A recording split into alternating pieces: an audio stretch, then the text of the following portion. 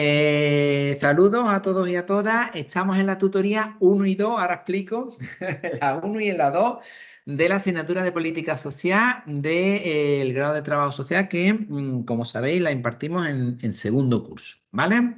Bueno, varias cuestiones. La semana pasada, que era cuando nosotros teníamos que haber iniciado las tutorías con normalidad, recibisteis un correo, bueno, tenéis que recibido dos por lo menos, ¿vale? Uno era donde os invitaba a conectaros y a venir a las sesiones y os mandaba ya materiales para empezar a trabajar. Y otro era uno sintiéndolo muchísimo, muchísimo, muchísimo, que os lo mandaba además desde el móvil porque teníamos problemas. Se nos fue la luz en el centro, en la UNED. Yo pude más o menos con un móvil, con el portátil, una compañera nos dejó su red wifi de datos.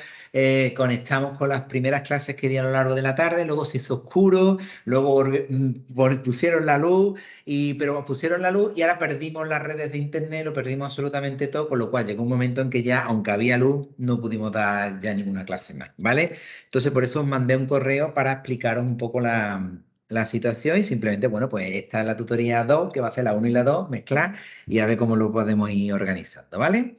Bueno, vamos a ir explicando, lo primero, lo primerísimo, voy a compartir con vosotros la pantalla, tú lo vas a ver aquí perfectamente. Vamos a ir compartiendo las diferentes cuestiones. Esta presentación de la asignatura ya la tenéis por correo, yo os la he mandado. De todas maneras, si colgamos el vídeo en abierto, también pondré el enlace para que lo podáis descargar sin ningún problema, ¿vale? Se están utilizando plataformas estudiantiles en abierto para que nadie tenga ningún problema y se pueda acceder a la información fácilmente.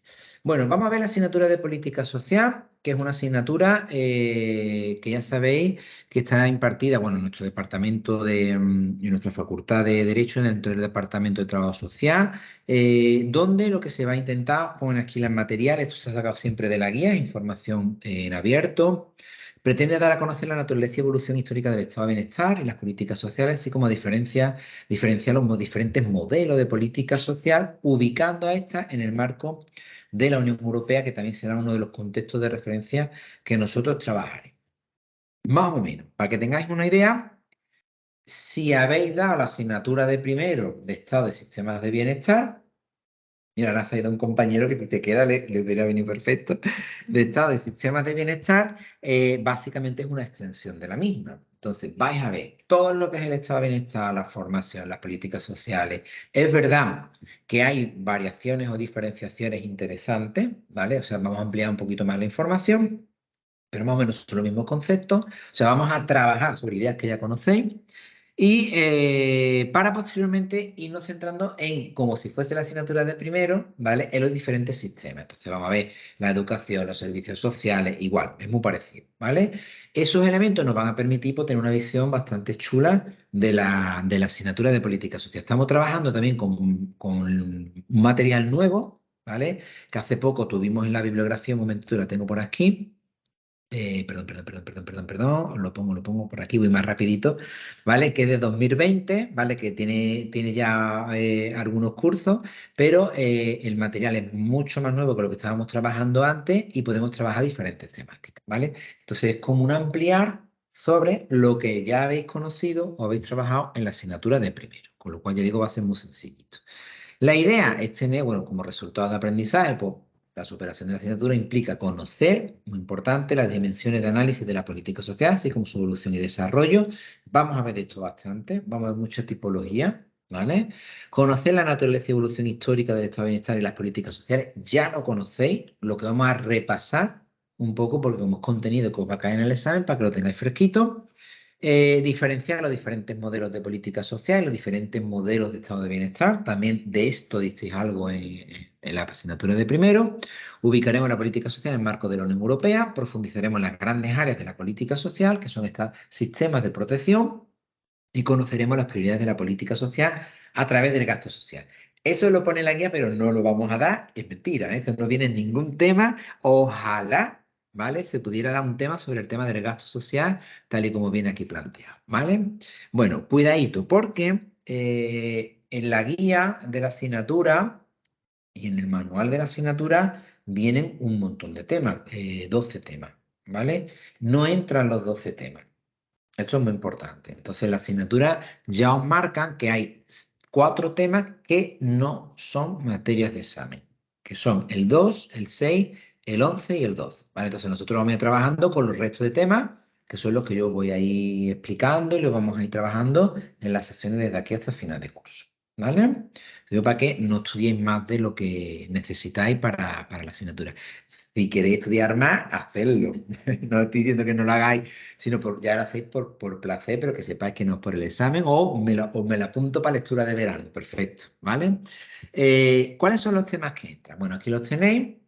Evidentemente, el primer tema es un tema introductorio que además nos sirve un poquito para recapitular sobre cuestiones que ya conocemos, pero damos contenido nuevo, ¿vale? Aquí vamos a dar la génesis, expansión y crisis del estado de bienestar, pero vamos a trabajar muchos de los diferentes tipos de política y estado de bienestar también, que va a enlazar con el tema 3, que es el estado desde sus orígenes, el estado de bienestar se entiende desde su origen hasta los objetivos de desarrollo sostenible y el Big Data, así como muy rimbombante el tema, pero bueno, no tiene mucha complicación. Sí vamos a tocar temas transversales, tanto el 1 como el 3 están muy vinculados en cuanto a contenido y elementos que se pueden cruzar. Un segundito, que creo que están entrando compañeros en la plataforma y les tengo que dar acceso. Vale.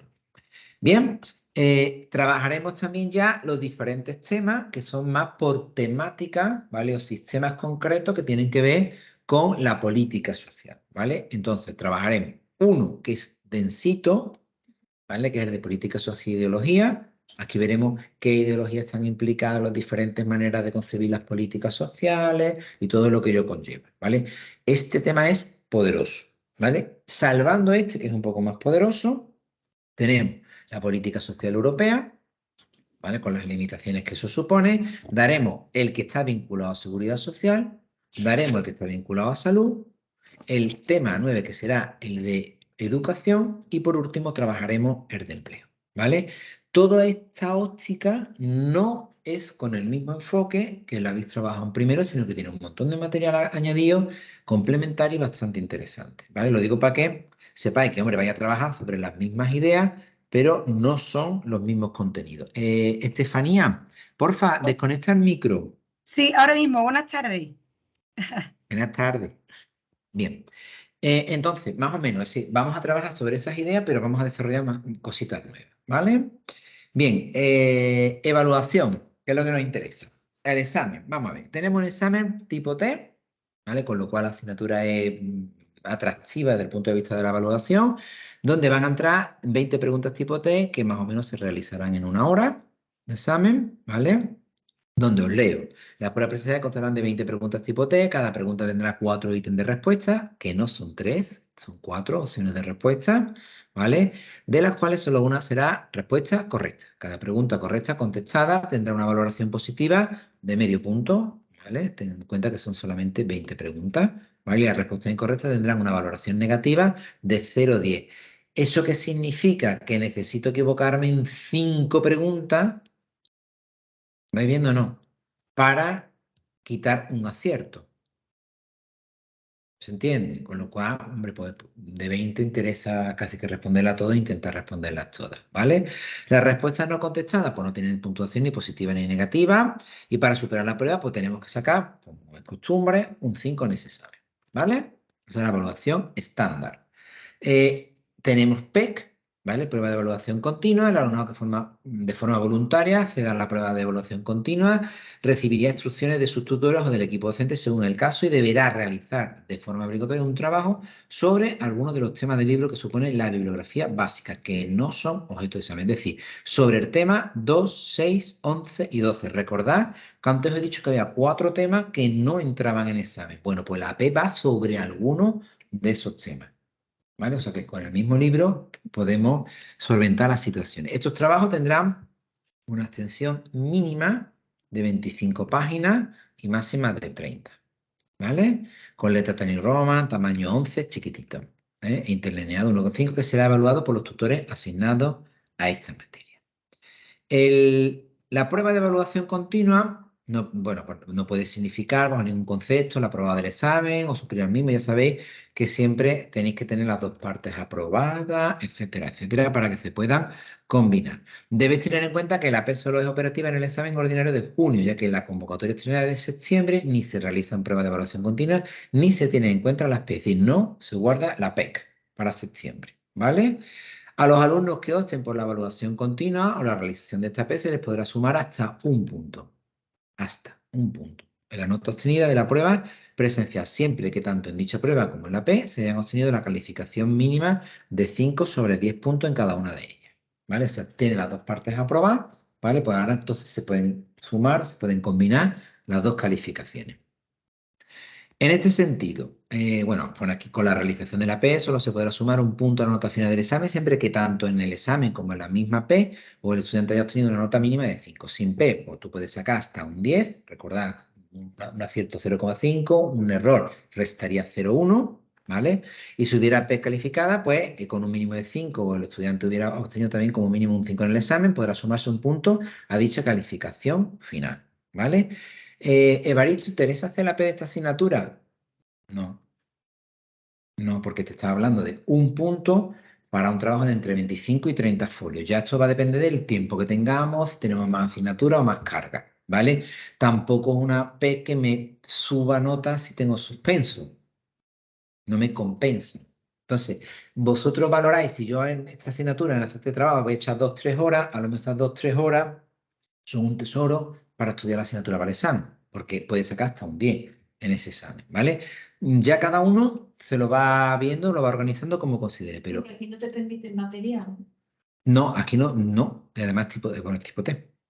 Es que, sin embargo, la anterior, la de proceso psicológico, es tipo T, y te Y permite. permitía, aquí yo no recuerdo haber visto que permitan. Además, permite copia, apunte, lo estaba explicando la profesora. Y dejaban, ¿no? Me llamó la atención por eso, porque era tipo T. Sí, bueno, pues es raro, es raro, Sí, sí, sí, vamos. es raro. En este caso, vamos, yo no recuerdo haberlo visto en el material. De todas maneras, lo voy a mirar, pero vamos, si viene que se permite, lo suelo poner en grande. ¿Vale? En todo caso, que nos animamos a hacer la P. Bueno, pues más o menos la fecha aproximada de entrega de la P cuando salgan las instrucciones suele ser siempre el 15 de mayo. ¿Vale? O sea que no es algo que tengas que pensar ya, sino que a lo mejor tú puedes decir, bueno, voy a ver de qué va, a lo mejor me gusta, no me gusta, quiero hacerlo, pero que sepáis, no te levanta un examen si tienes un 4, no significa que necesariamente saques un 1 en esa PEC, ¿vale? Y tienes que hacer entre 25 y 30 folios de temas complementarios, ¿vale? Entonces ya con esa idea más o menos ya yo creo que más o menos podéis componer el tema. El libro, bueno, pues el libro es el manual que se viene utilizando en las dos últimas ediciones, que es el de Alemán Bracho, de Carmen Alemán Bracho, que es el de la editorial Aranzadi, ¿vale? Se llama así Política Social, Innovaciones y Cambios, ¿vale? Y hay una bibliografía complementaria que está muy chula, ¿vale? Son autores todos de renombre, Teresa Montagu, Gregorio Rodríguez Cabrero, etcétera, etcétera, que nos marcan bibliografías muy interesantes, pero son complementarias. En principio no entran en materia de examen y tampoco son objeto de la P, aunque tú cuando haces una P puedes citar varias fuentes, con lo cual también te puedes subir a nota en el caso de que la quisieras hacer, ¿vale?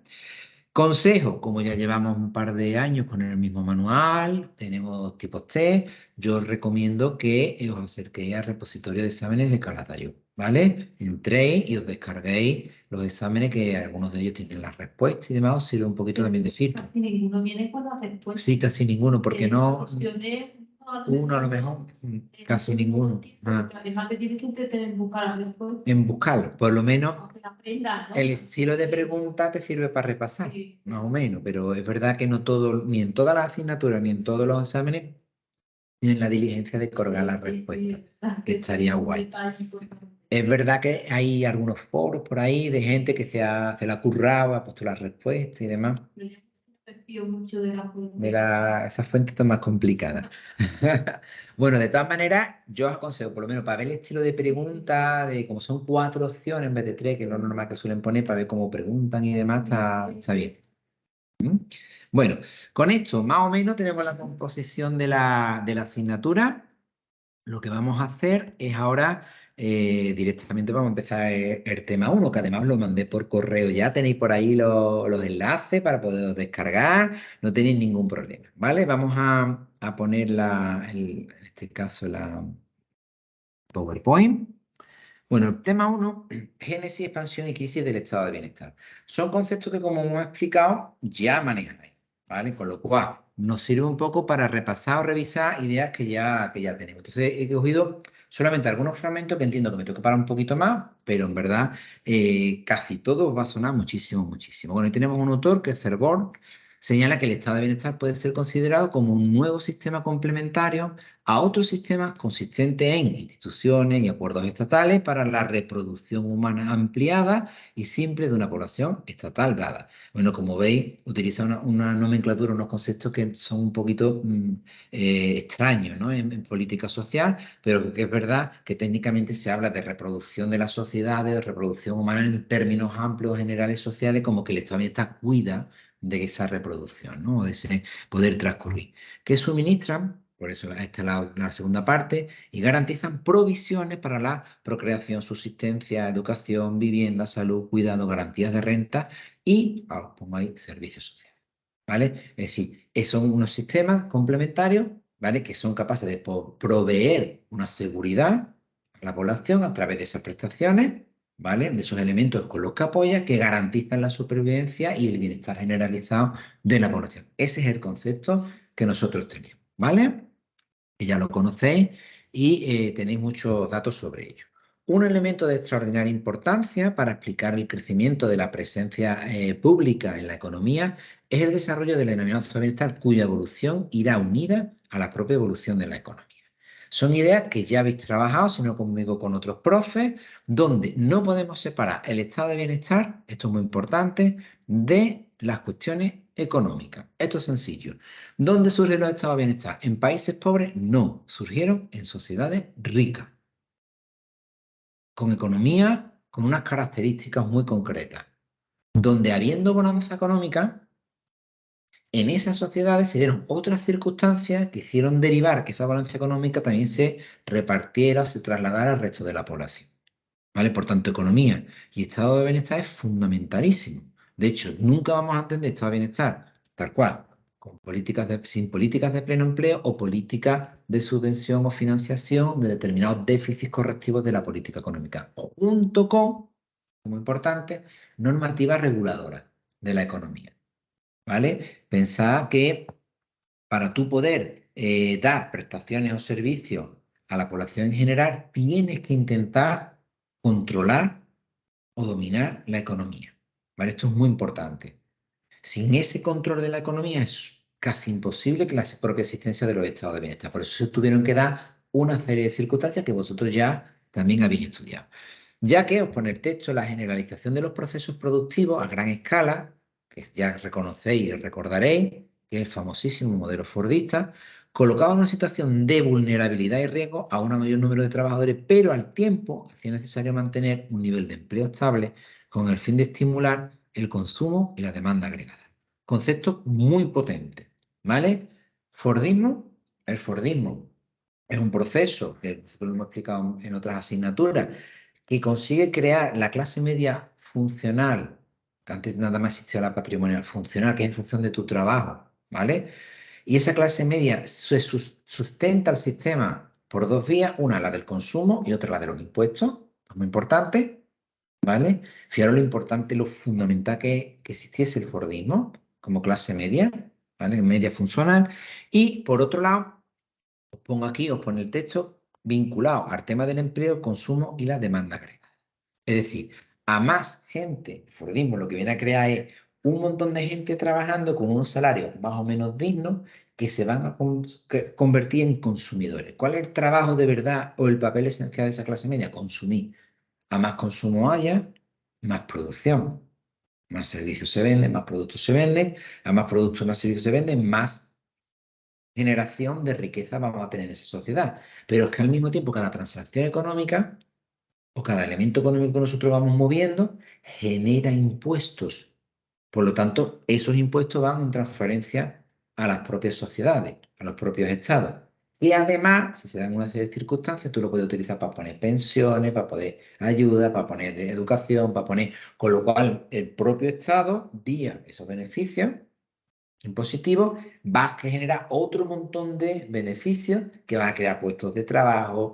Una persona mayor, en vez de ser pobre por ser mayor, ahora tiene una pensión y por tanto tiene un capital, con lo cual también va a ser consumidora. Claro, todo es un motor que va moviéndose, ¿vale? Y que tiene que ver con estos elementos. Ese tripartito, ¿no? Entre las diferentes fuerzas económicas es lo que habéis estudiado, que nosotros denominaremos, o se denominará en ese momento, el famoso pacto keynesiano, ¿vale? Pero este juego económico. Tiene que ver también con unas políticas económicas muy concretas que serán las de Keynes, ¿vale?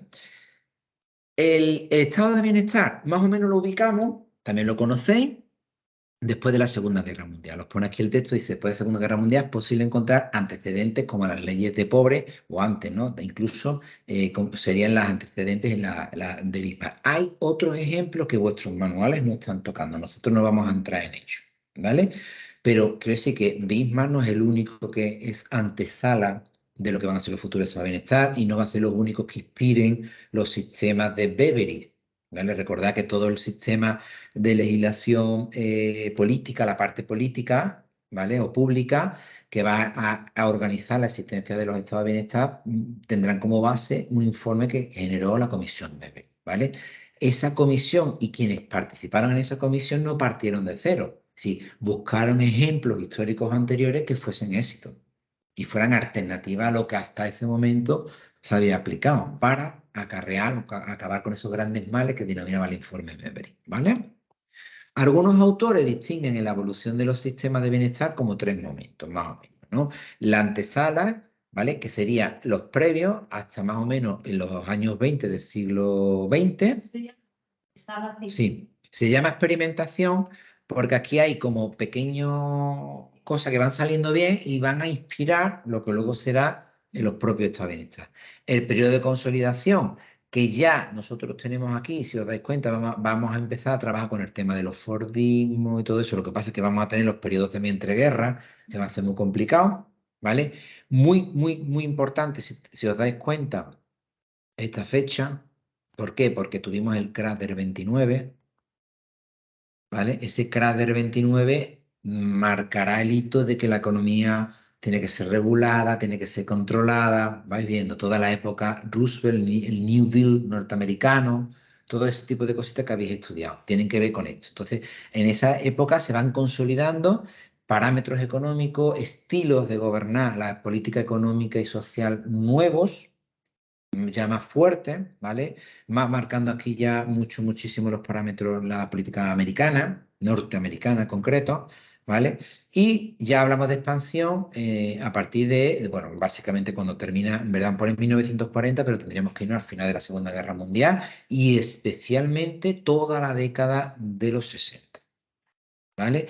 No significa que ahí, significa que la expansión va a seguir un poquito más adelante con ritmos distintos, pero tenéis que recordar que lo que habéis estudiado, y lo vais a ver en el libro también, tenemos en 1973. Si os dais cuenta, vamos de crisis en crisis, ¿vale?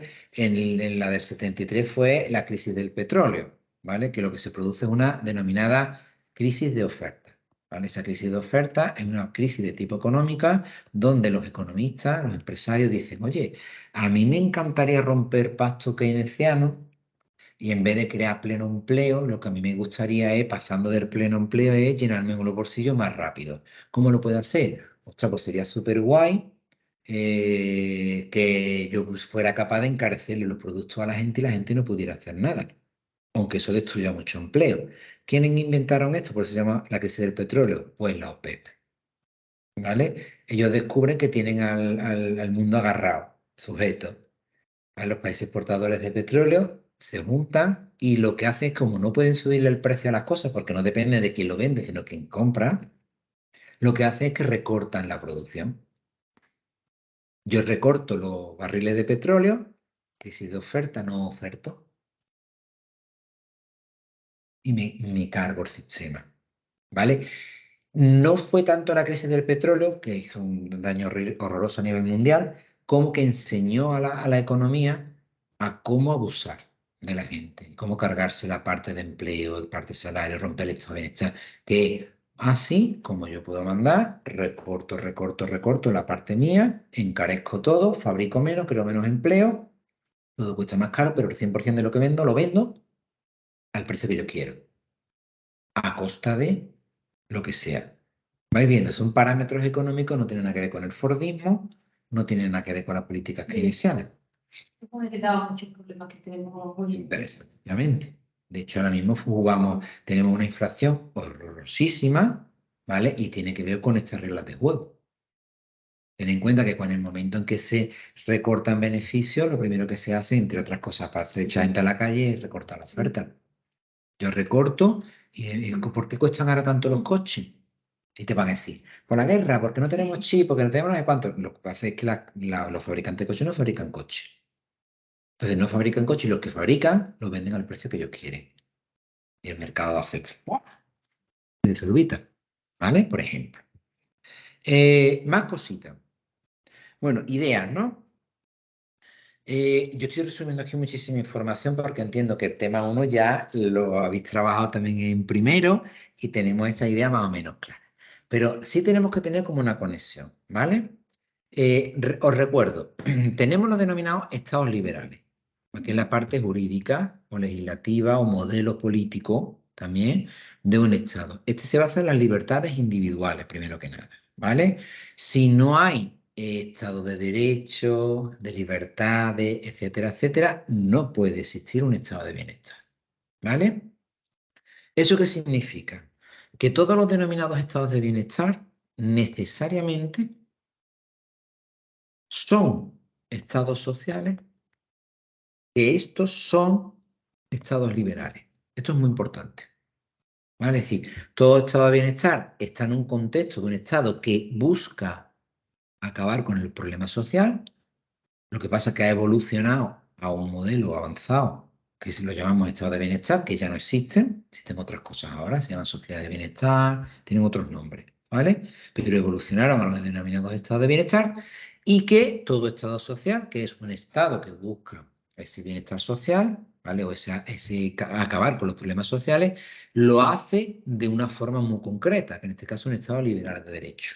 Es decir, no son marxismo, no son comunismo, no son otras alternativas, que hay otros modelos, ¿vale? Un estado de bienestar es un estado social y un estado liberal, ¿vale? ¿Todo estado liberal es estado social? No, al revés, no, pues, no todo estado social acaba siendo, perdón, estado liberal acaba siendo estado social, no tiene por qué, hay un montón de estados liberales por el mundo que no aplican nada de lo social ni les importa para nada a la gente, para nada. ¿Todos los estados sociales que hay son estados de bienestar? No, de hecho acabamos de decir que los estados de bienestar como concepto ya no es el mismo. Entonces, lo más que llegamos a estados sociales. Porque para empezar, un estado de bienestar tiene pleno empleo.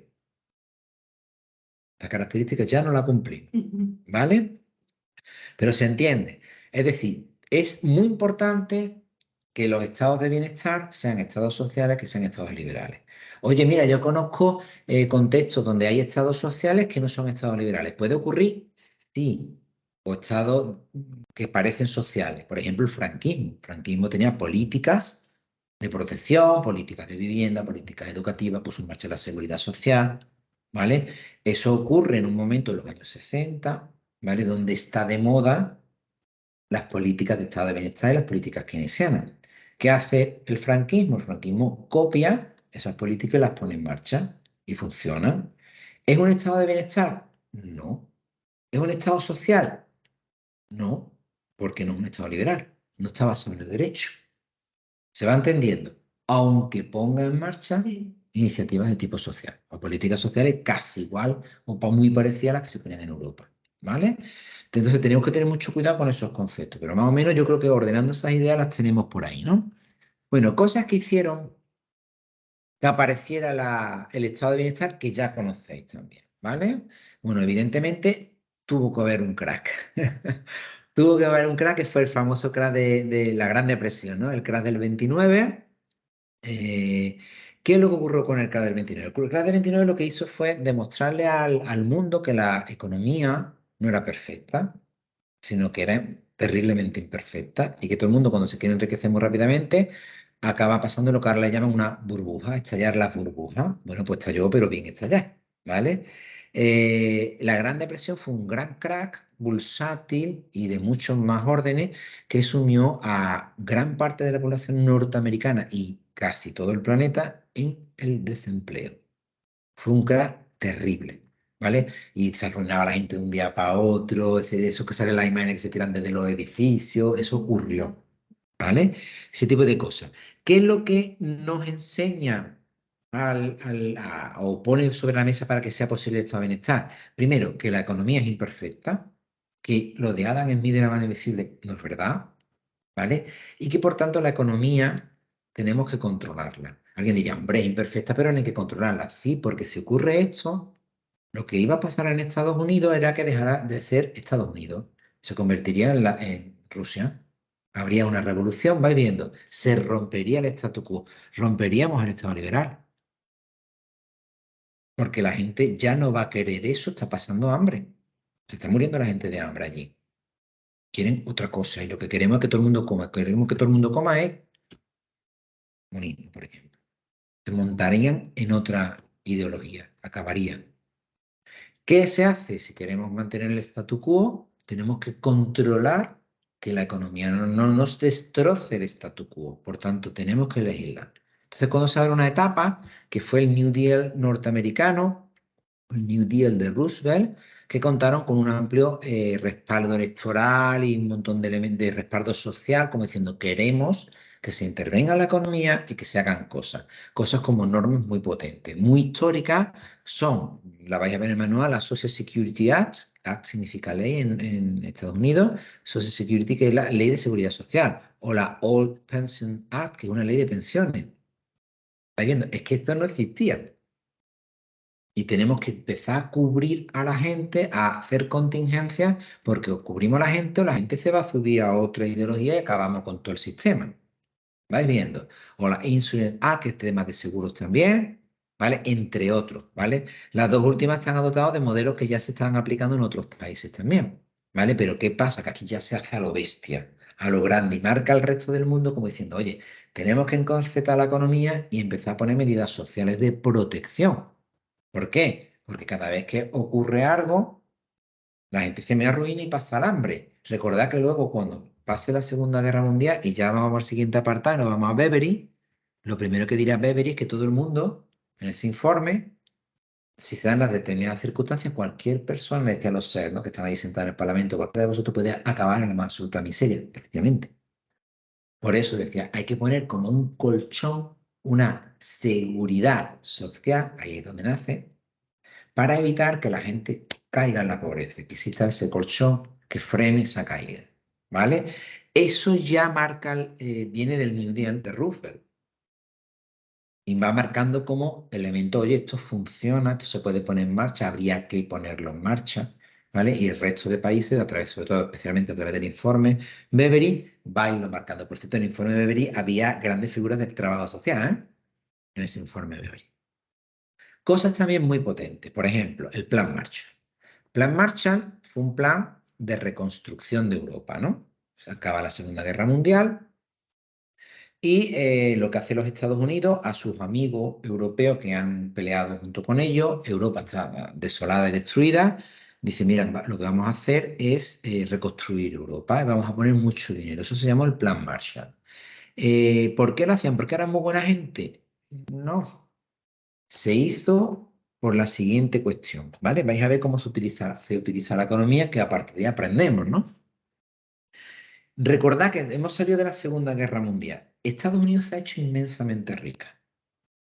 ¿Cómo se ha hecho inmensamente rica y se ha convertido en la potencia que es? Porque cuando todo el mundo se está pegando tiros y bombas en su terreno, ellos, que están luchando en ese sitio, ¿vale? Su país no le ha pasado absolutamente nada. Toda su infraestructura está intacta y toda su industria se ha reconvertido en industria armamentística.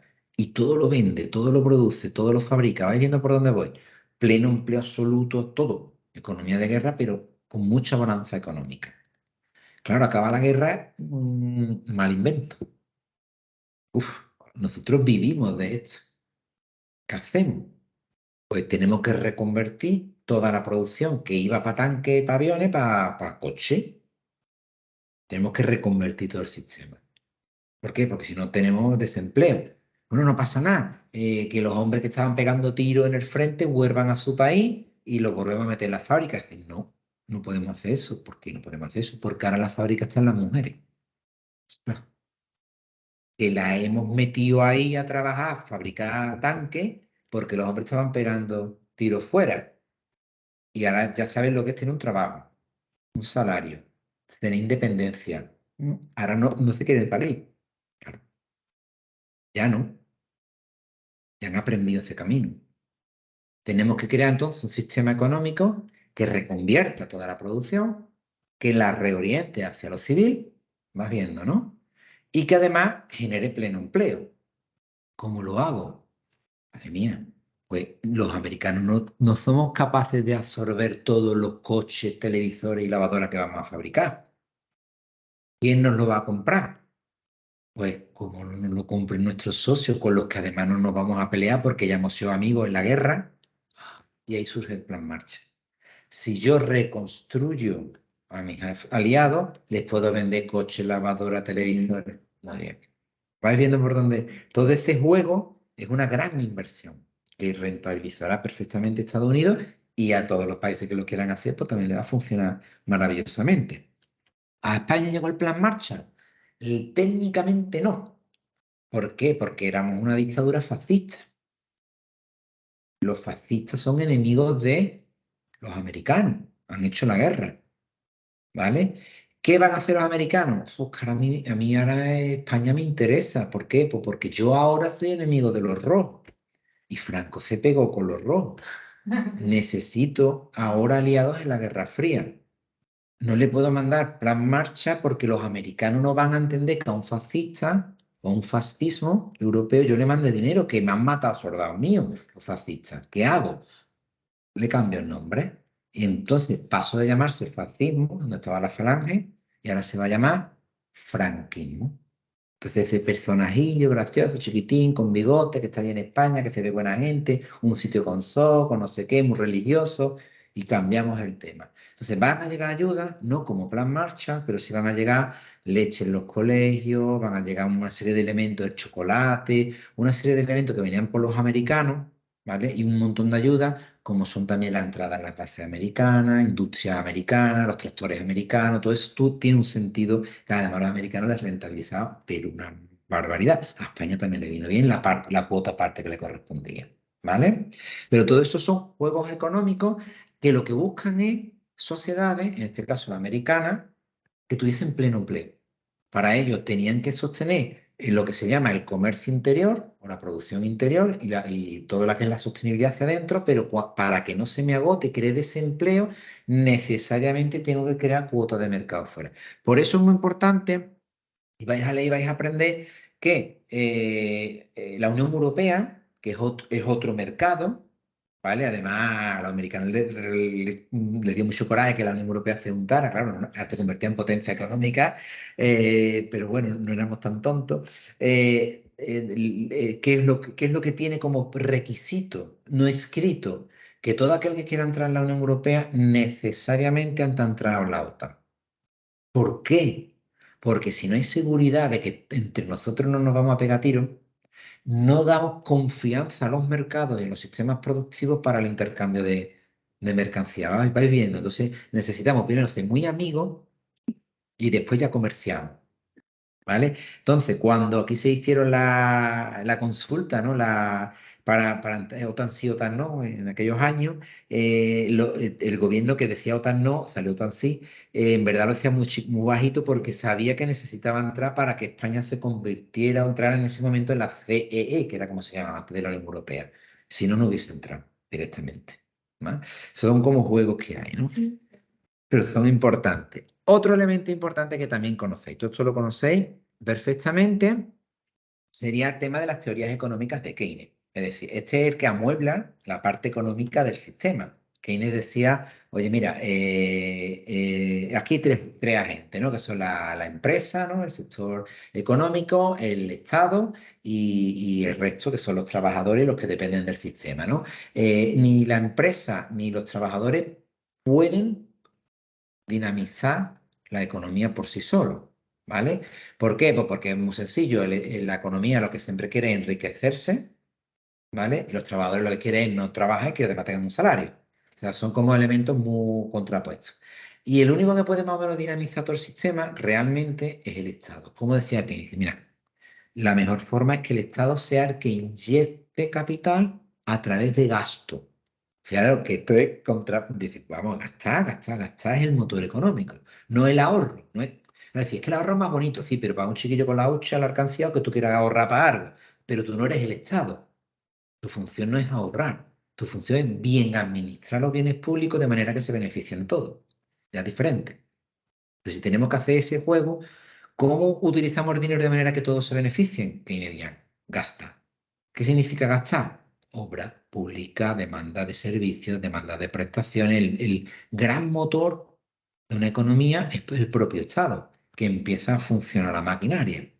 Entonces yo empiezo a hacer lo de la época, ¿no? Que también lo hacía Franco, ¿no? Muchas carreteras, los embalses, todo eso, que era un modelo económico que en ese momento se traía a España de fuera, era el motor económico.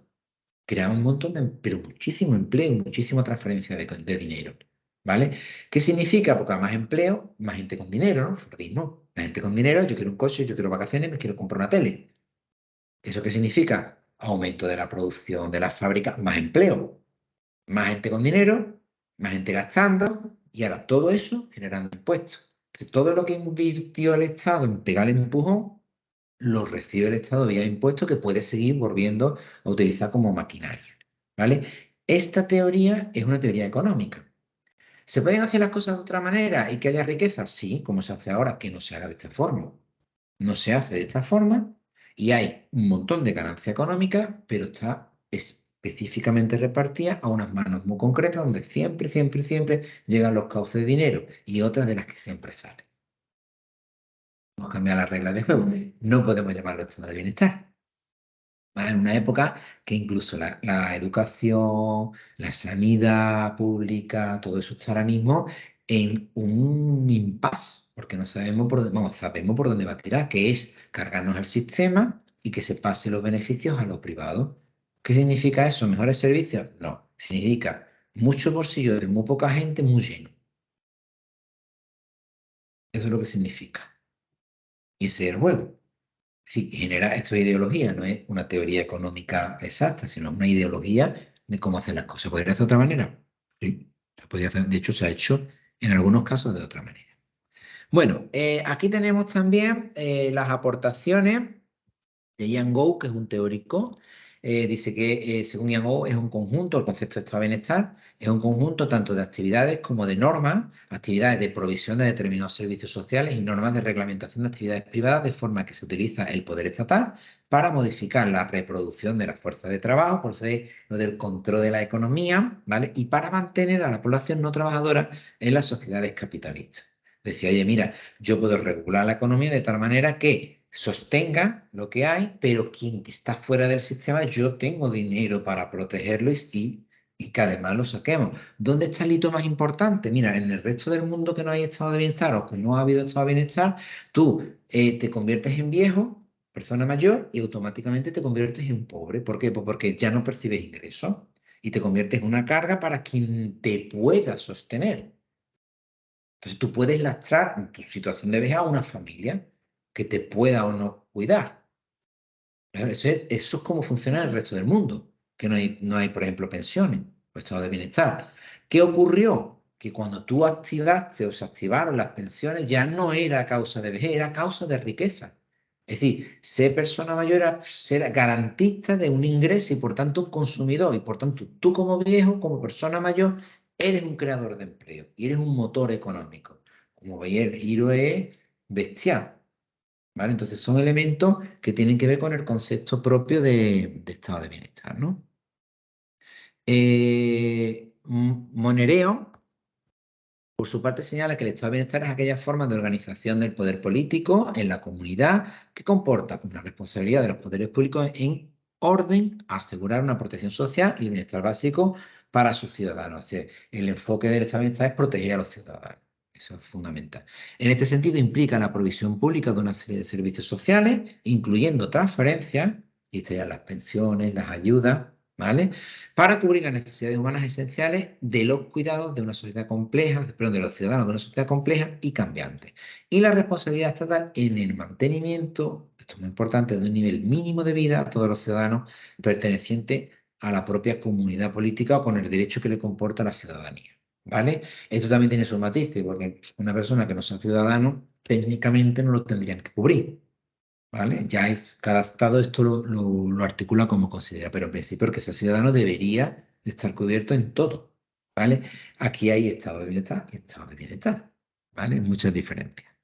Bustillo, y con eso vamos a terminar hoy, lo define como el conjunto de actuaciones públicas tendente a garantizar a todos los ciudadanos de una nación, por el hecho de serlo, el acceso a un mínimo de servicios que garanticen su supervivencia, entendida en términos sociales y no estrictamente biológicos. Como veis, un concepto amplio y bastante entendible de lo que supone en este caso el estado de bienestar y las políticas sociales asociadas, ¿vale? Bueno, lo vamos a dejar aquí porque el próximo día vamos a empezar a ver un poquito de los modelos de estado de bienestar según nos marca este tema y le vamos a dar más caña y le damos un salto. Como veis, hemos sintetizado tutoría 1 y 2 y hemos empezado a darle un poquito de caña. Sí, no. Ahí tenéis que hacer lectura un poquito despacito y recapitulando material y demás de conceptos, pero en principio yo no creo que tengáis muchos problemas porque en verdad es lo mismo que ya conocéis, ¿vale? Bueno, voy a dejar de compartir y lo que vamos a hacer es que vamos a ir cerrando ya el vídeo y la grabación y nos despedimos y nos vemos la semana que viene, ¿vale? Muchas Ay, gracias. ¿verdad? La Muy buena otra. explicación. La semana que viene, ¿no? Que es fiesta.